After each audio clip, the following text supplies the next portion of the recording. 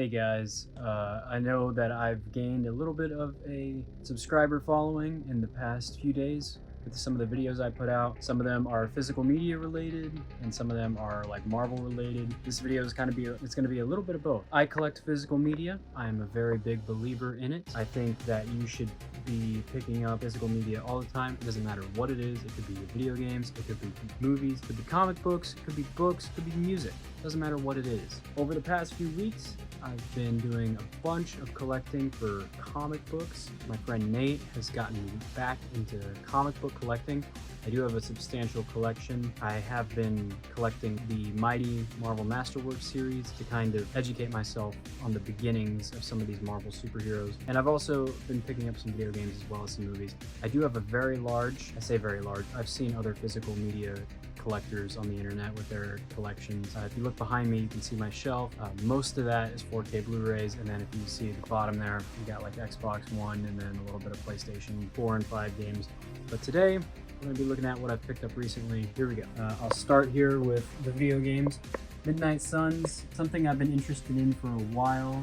It's not really my type of video game. I forget what it's called. I want to say turn-based. From what I've seen from the story, it's very intriguing, and hopefully that alone is enough to kind of keep me invested in the game. I'm not quite sold on the art style, but there's definitely other games out there that have their own little choice, and I think probably for the genre of the game, it kind of works. I also just picked up Armored Core 6: Fires of Rubicon. Little fun fact about me, I love FromSoft games, but I am horrible at them.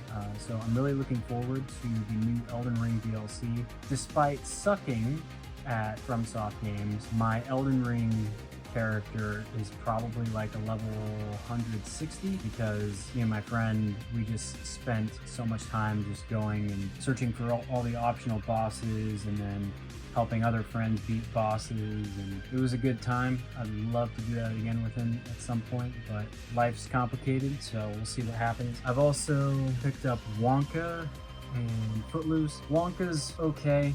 I think the music in it is kind of mediocre. You know, Wonka was marketed as a prequel to the original Gene Wilder movie.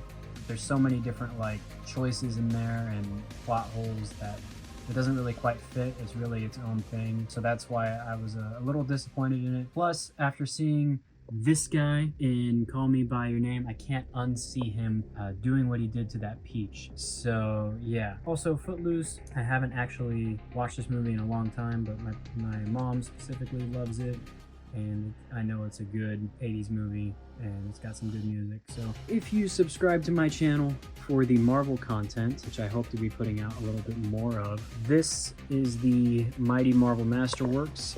Basically, you've got volume 1 of the first few issues of Spider-Man. Amazing Fantasy 15 is in here, as well as the first 10 issues of Amazing Spider-Man. A little fun fact, this is actually a regular Marvel Masterworks. If you see right there, there's my Iron Man one. But I decided to go for this series. Number one, they're affordable. They're like 15 bucks a piece. And number two, this artwork is just gorgeous. My only real issue with it is that they're small. They're not as tall as this X-Men, which is about as tall as a regular comic book.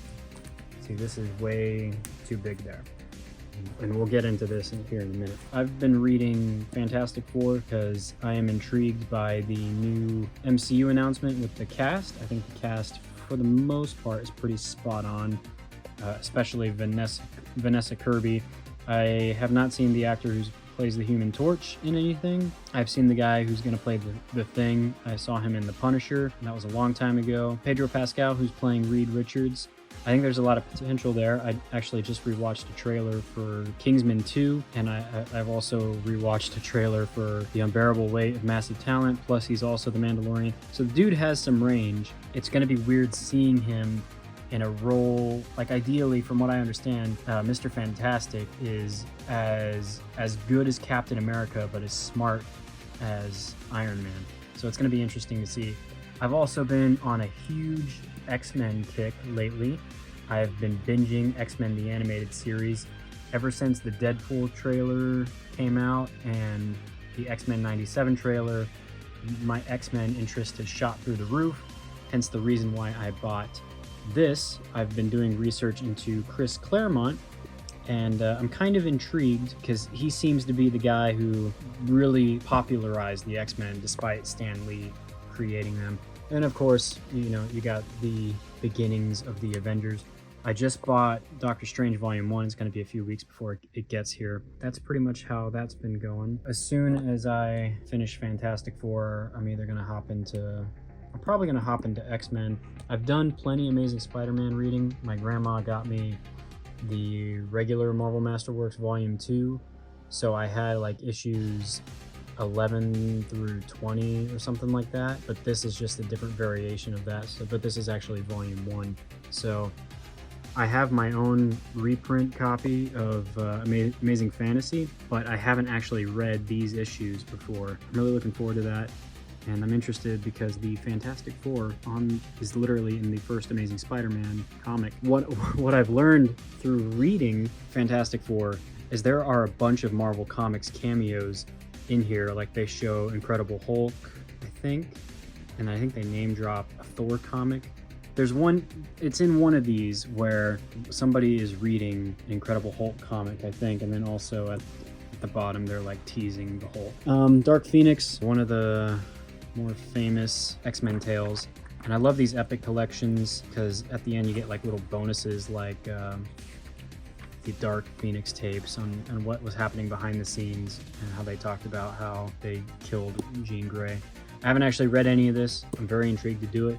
And then my friend, because he's been getting back into, or I think he's really just getting started in the comic books, he lent me his Weapon X graphic novel. So I was very interested in that. And then when I went to the place I normally go to pick up my games and my movies, it's a place called Vintage Stock. They also sell comic books there, and I figured, you know what, I'm just gonna flip through here. And this was the first comic I saw. I thought it was very, very cool looking. You don't see stuff like this on comics too much. I figured $10, yeah. And then as I'm flipping through the Wolverine comics, I find the Weapon X comics, which this graphic novel that my friend lent me contains issues 72 through 84 and then a couple other comics.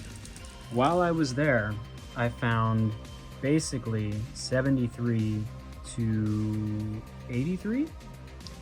I am missing 84, 75, and 72. Other than that, everything from that graphic novel, everything that's in here, I found at Vintage Stock.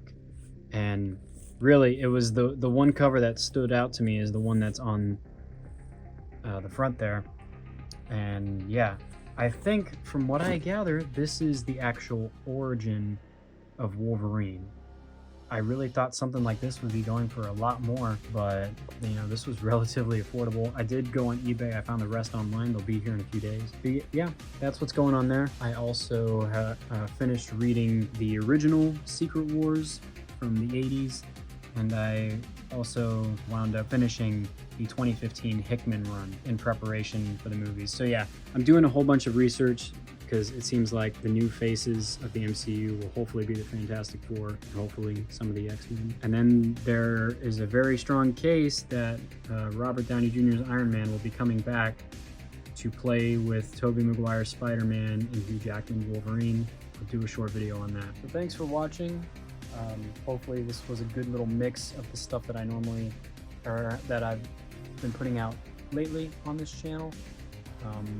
Subscribe, and thanks for watching. I'll see you guys later.